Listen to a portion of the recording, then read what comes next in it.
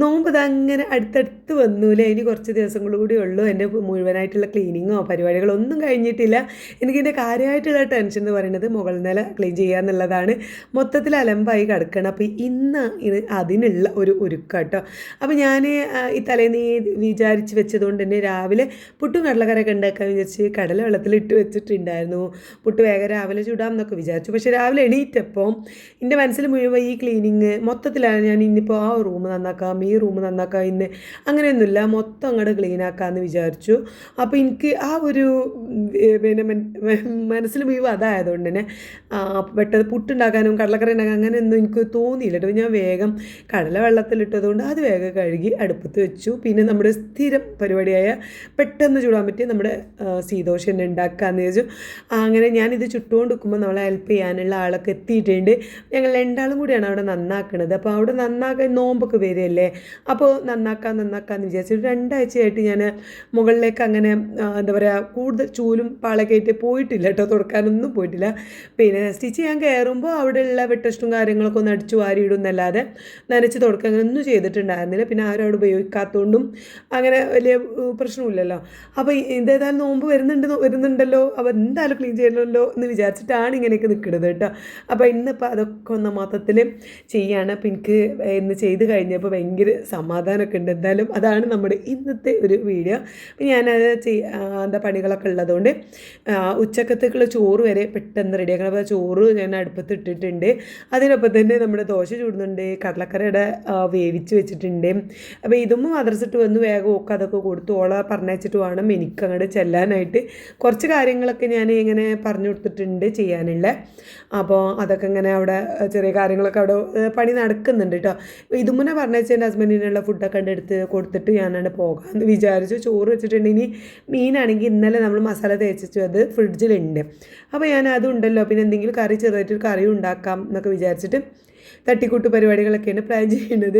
അപ്പോൾ നമ്മളിപ്പോൾ ദോശ ചൂടുന്നതിൻ്റെ ഒപ്പം തന്നെ ആ കടലക്കറി തൂമിച്ചെടുക്കാണ്ട് ഉള്ളിയും തക്കാളിയൊക്കെ ഒരുമിച്ചിട്ട് പിന്നെ വെളുത്തുള്ളി ഇഞ്ചി പേസ്റ്റൊക്കെ ഇട്ട് കൊടുത്തിട്ട് ഞാൻ അപ്പോഴാണ് ഞാൻ ഉള്ളിയും ഒക്കെ ഇട്ട് കൊടുത്തിട്ട് വേവിക്കാൻ വെച്ചപ്പോൾ മസാലപ്പൊടികൾ മാത്രമേ ഇട്ട് കൊടുത്തിട്ടുണ്ടായിരുന്നുള്ളൂ. അപ്പോൾ അതവിടെ അങ്ങനെ തകൃതിയായിട്ട് നടക്കുന്നുണ്ട്.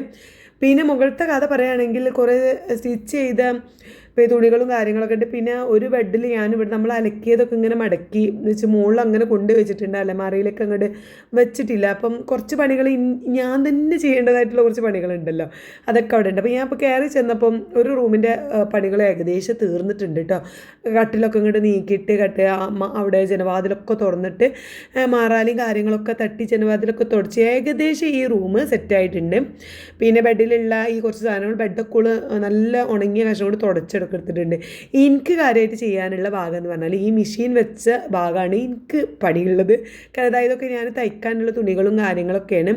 ഇപ്പോൾ തയ്ച്ചുകൊണ്ടിരിക്കുന്ന തുണികളുണ്ട്, ഇനി തയ്ക്കാനുള്ളതും ഒക്കെ ഉണ്ട്. പിന്നെ ഇതാ ബെഡിൽ ഞാൻ ഇനി ഈനൂട്ടി ഇപ്രാവശ്യം വന്നു പോയപ്പോൾ അലക്കി ഉണക്കി വെച്ചതാണ്, അവിടെ മടക്കി കൊണ്ടേ വെച്ചിട്ടുള്ളൂ.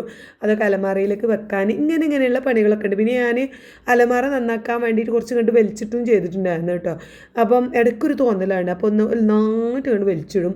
പിന്നെ കുറേ മടക്കി വെക്കുമ്പോൾ മതിയായിട്ട് ഇറങ്ങിപ്പോകും, താഴേക്ക് തന്നെ ഇറങ്ങിപ്പോകും. മുകളിലായതുകൊണ്ട് പിന്നെ ആര് കാണി അങ്ങനെ എന്താ ഉള്ള ബുദ്ധിമുട്ടൊന്നും ഇല്ലല്ലോ. അപ്പോൾ ഞാൻ വേഗം ഓള് പണി എടുക്കുന്ന ആ സമയത്ത് ഞാൻ ഇവിടെ വേഗം അപ്പുറത്തെ റൂമൊക്കെ ഒന്ന് ക്ലീൻ ചെയ്യുന്ന സമയത്ത് ഞാൻ ഇവിടെയൊക്കെ ഒക്കെ വേഗം മടക്കി ഒതുക്കി വെക്കുകയാണ് കേട്ടോ. എല്ലാ തുണികളൊക്കെ അലമാരയൊക്കെ എൻ്റെ ഭാഗത്തേക്കും നീനുട്ടിൻ്റെ ഡ്രസ്സ് ഈ ഒരു അലമാരയിൽ ഇൻ്റെതും നീനുട്ടീൻ്റെതാണ് ഉള്ളത്. അപ്പുറത്തെ അലമാരയിലാണ് മോളൂൻ്റെതും ഇതുമൂൻ്റെ ഉള്ളത് കേട്ടോ. അപ്പോൾ ഞാൻ അപ്പുറം റൂമാണ് മോളൂൻ്റെ ഉണ്ടായിരുന്നത്. ആ റൂം നിറച്ചും അലമാരയിൽ മോളൂൻ്റെ ഡ്രസ്സ് മാത്രമേ ഉണ്ടായിരുന്നുള്ളൂ. ഇനിയോളെ കല്യാണം കഴിഞ്ഞ് പോയതിന് ശേഷമാണ് പിന്നെ അവിടെ ഇതുമൂൻ്റെ ഡ്രസ്സ് വെക്കാനുള്ള ചെറിയൊരു ഗ്യാപ്പ് കിട്ടിയത് കേട്ടോ. കാരണം കുറേ ഡ്രസ്സുകൾ കൊണ്ടുപോകുമല്ലോ, പിന്നെ കുറേ കൊടുത്തു അങ്ങനെയൊക്കെ ആയിട്ട്. അതുവരെ നമുക്ക് ആ ഭാഗത്തേക്ക് ഇതുമൂൻ്റെ ഡ്രസ്സ് പോയിട്ട് എൻ്റെ ഒരു ഡ്രസ്സ് പോലും വെക്കാനുള്ളൊരു ഗ്യാപ്പ് ഉണ്ടായിരുന്നില്ല അവിടെ. ഇപ്പോൾ പിന്നെ അങ്ങോട്ടൊക്കെ വെച്ച് സെറ്റാക്കി വെച്ചിട്ടുണ്ട്. പിന്നെ ഞാൻ ഏകദേശം ആ ബെഡൊക്കെ റെഡിയാക്കി. ഇനി നമുക്ക് ഈ ഒരു ഭാഗമാണ് ഞാൻ പിന്നെ റെഡിയാക്കാൻ നിന്നത് കേട്ടോ. ഇതൊക്കെ എൻ്റെ വെട്ട് കഷ്ണങ്ങളും ഈ പിന്നെ തയ്ക്കുന്ന ആൾക്കാരുടെ ഒരു പ്രത്യേക പരിപാടിയാണ്.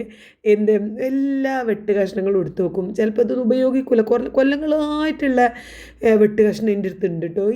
ഞാൻ അത് എന്തെങ്കിലും തയ്ക്കുമ്പോൾ അവിടെ വെച്ച് വെക്കാം, ഇവിടെ വെച്ച് കൊടുക്കാമെന്നൊക്കെ കരുതിയിട്ട് അങ്ങനെ എടുത്തെടുത്ത് ഓരോ കവറിലാക്കി വെക്കണം. പിന്നെ ആ കവർ എവിടെ, അത് പീസ് എവിടെ, തുണികൾ എവിടെ ഒന്നും ഒരു ഓർമ്മ എനിക്ക് ഉണ്ടാവില്ല. നമ്മൾ പുതിയ പുതിയ തുണികളങ്ങനെ തയ്ക്കുന്നതായിട്ട് കളയുമോ അതുമില്ല. ഇപ്പോഴും ഞാനതിങ്ങനെ എടുത്ത് വെക്കുകയാണ് ഈ ചെയ്യണത് കേട്ടോ. എന്നാലും കുറേ ഞാൻ വേണ്ടാത്തതൊക്കെ കുറച്ചൊക്കെ കൊണ്ട് ഒഴിവാക്കി. പിന്നെ കുറച്ച് വലിപ്പമുള്ള തുണികളുണ്ടാവില്ല, കുറച്ചൊക്കെ ഒരു ടോപ്പൊക്കെ തയ്ക്കാനുള്ള അത്ര വെട്ട് കഷ്ണങ്ങളൊക്കെ ഉണ്ടെങ്കിൽ വേഗം അതൊക്കെ ഇങ്ങനെ എടുത്ത് വെച്ച് കണ്ടോ.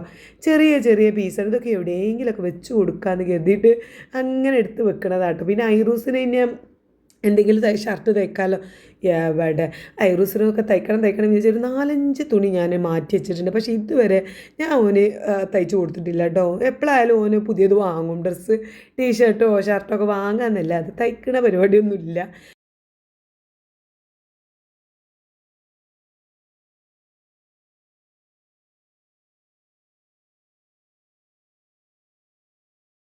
ഞാൻ തയ്ച്ചിട്ട് വേണം പോന് പുതിയ ഡ്രസ്സ് കിട്ടാനെന്നൊക്കെ വിചാരിക്കും ചിലപ്പോൾ.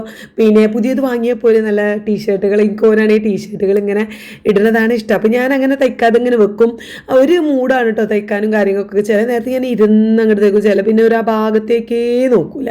അങ്ങനെയൊക്കെയാണ്. എന്തായാലും ഇതാ ഏകദേശം ഇപ്പോൾ ഈ ഒരു കോലത്തിലായിട്ടുണ്ട്. ഞാൻ ആ സോഫയും കാര്യങ്ങളൊക്കെ റെഡിയാക്കി, വേണ്ടാത്തതൊക്കെ ഇതാ നമ്മൾ നടുവിൽ അങ്ങനെ ഇട്ടിട്ടുണ്ട്. ഇനി തുണികളൊക്കെ ഒരു കവറിലാക്കി വെക്കാം.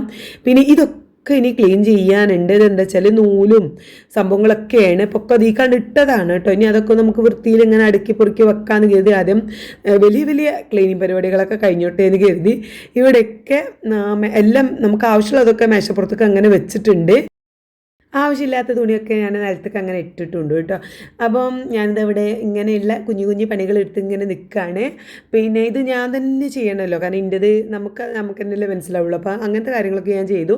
പിന്നെ ഇതാ സോഫയൊക്കെ ഇങ്ങനെ വലിച്ചിട്ടു, അതിൻ്റെ പിന്നെ ഇരിക്കുന്ന ഭാഗങ്ങളൊക്കെ അപ്പുറത്തേക്ക് എടുത്ത് വെച്ചിട്ടുണ്ട്. അപ്പോൾ അതൊക്കെ ഒന്ന് തുടച്ച് വൃത്തിയാക്കി പിന്നെ അങ്ങോട്ട് തന്നെ കയറ്റി വെക്കാമെന്ന് കരുതിയാണ്ടോ ഇതൊക്കെ ഇങ്ങോട്ട് ഇങ്ങനെ വെച്ചിട്ടുണ്ട് കേട്ടോ. അപ്പോൾ ഏകദേശം കുറച്ച് കഴിഞ്ഞപ്പോൾ ഇതായിരുന്നു അവസ്ഥ. അപ്പോൾ ഇനി അത് ആ ഭാഗമൊക്കെ ഒന്ന് ക്ലീൻ ചെയ്ത് റെഡിയാക്കണം. പിന്നെ റൂം ഇതാ ഈ വലിയ റൂമുണ്ടല്ലോ, ഒരു 2 റൂമുണ്ട്. മറ്റേ റൂം ഇപ്പോൾ ക്ലീൻ ചെയ്ത് കഴിഞ്ഞിട്ടു. പിന്നെ ഉള്ളത് വലിയൊരു റൂമാണ്. എൻ്റെ ഞാൻ ഇപ്പോൾ ഡ്രസ്സുകളൊക്കെ മടക്കി വെച്ചില്ല, ആ റൂമാണത്. അപ്പോൾ അതൊക്കെ ഏകദേശം ഇപ്പോൾ ഒരു ഉച്ചയ്ക്ക് ഒരു 12-12:30 ആയപ്പോഴുള്ള അവസ്ഥ ഇതാണ് കേട്ടോ. ഒക്കെ അവിടുന്ന് ആ കട്ടിൽമേൽ ഇങ്ങനെ വെച്ചതായിരുന്നു, അതൊക്കെ എടുത്ത് ഇപ്പുറത്തേക്ക് വെച്ച് ഇനി അതൊക്കെ ഒന്ന് നനഞ്ഞ തുണി കൊണ്ട് തുടച്ചിട്ട് പിന്നെ അങ്ങോട്ട് തന്നെ വെക്കാമെന്ന് കരുതി. ഞാൻ ഇവിടെ ഇതൊക്കെ തുടച്ചപ്പോക്കിന് ഓല അതവിടെ പിന്നെ ക്ലീൻ ചെയ്തു. ഞാൻ പൊടി ആവണ്ടല്ലോ എന്ന് കരുതിയിട്ട് തട്ടം കൊണ്ട് ഇങ്ങനെ ചുറ്റി വെച്ചേക്കാണ്. പിന്നെ മാസ്ക് ഇട്ടിട്ട് എനിക്ക് എന്തോ പോലെ കേട്ടോ, ഇവിടെ ഇങ്ങനെ മൂക്കിൻ്റെ അവിടെ തട്ടിയിട്ട് എന്തോ പോലെ. പിന്നെ ഞാൻ ഷാളുകൊണ്ട് കെട്ടിയപ്പോൾ ഒരു സുഖം, അപ്പോൾ അങ്ങനെ കെട്ടിയതാണ്. ഏതായാലും ഈ ഒരു ഭാഗം എനിക്ക് ക്ലീൻ ചെയ്ത് അടിച്ചു വാരി തുടച്ചൊക്കെ തന്നു. ജനവാതിലൊക്കെ നന്നായിട്ട് തുടച്ച് തന്നപ്പോൾ പിന്നെ ഞാൻ ആ ഭാഗമൊക്കെ ഞാൻ അങ്ങോട്ട് സെറ്റാക്കിയിട്ട് സോഫയൊക്കെ അതാ റെഡിയാക്കി വെച്ചു.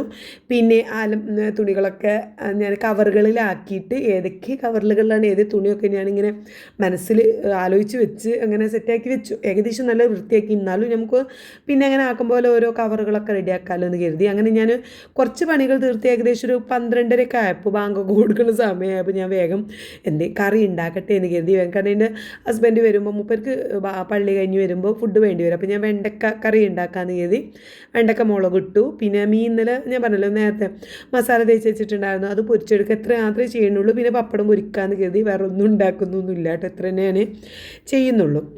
അവിടെ പിന്നെ ഒരടുപ്പത്ത് ഞാൻ മീൻ പൊരിക്കണമുണ്ട്, ഒരടുപ്പത്ത് വെണ്ടക്ക കറി ഉണ്ടാക്കി ചെയ്തിട്ടുണ്ട്. ഇതും ഒന്ന് സ്കൂളിൽ നിന്ന് അവിടെ നിന്ന് എന്തോ ബിരിയാണിയോ മന്തിയോ എന്തോ കിട്ടുന്നുണ്ട് സ്കൂളിൽ നിന്ന്.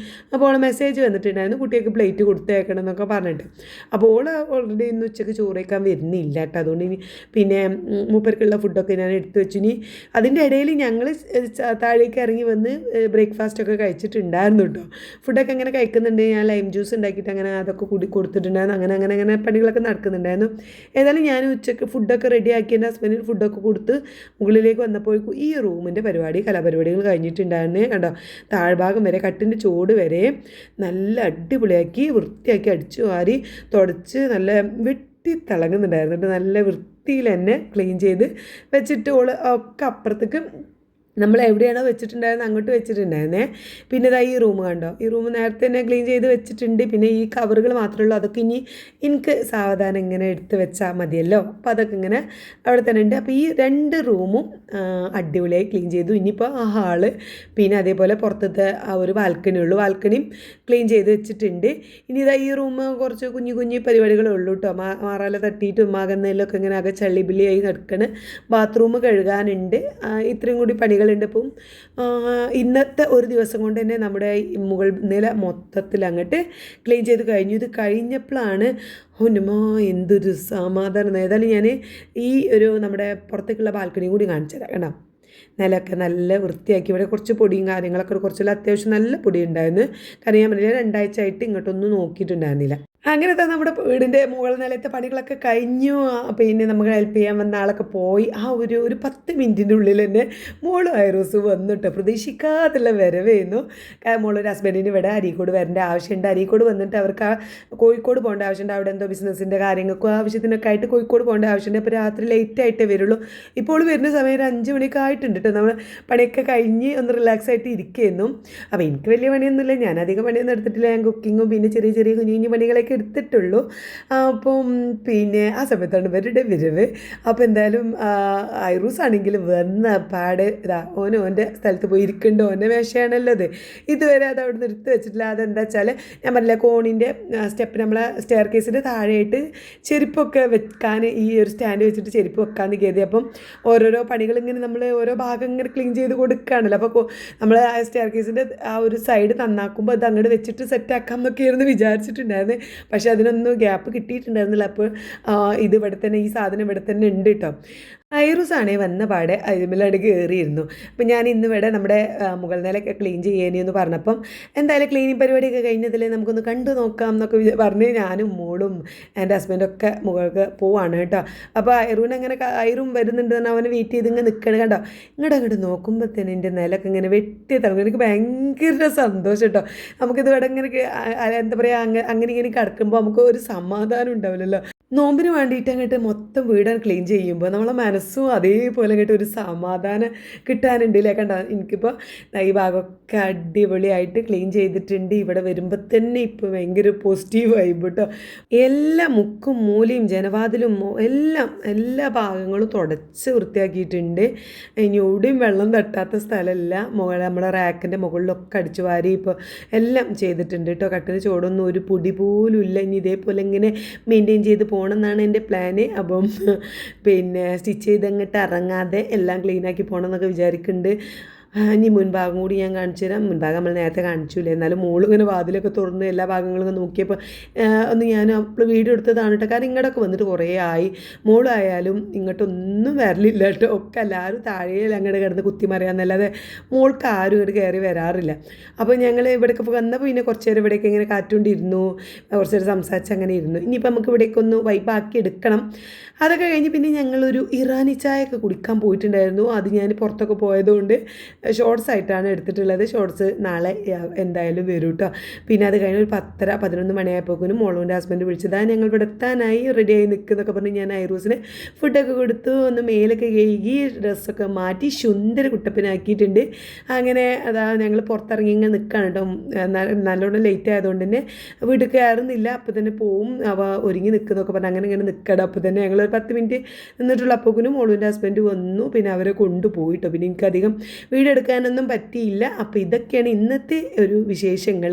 അപ്പോൾ അടുത്ത വീഡിയോ കാണാം.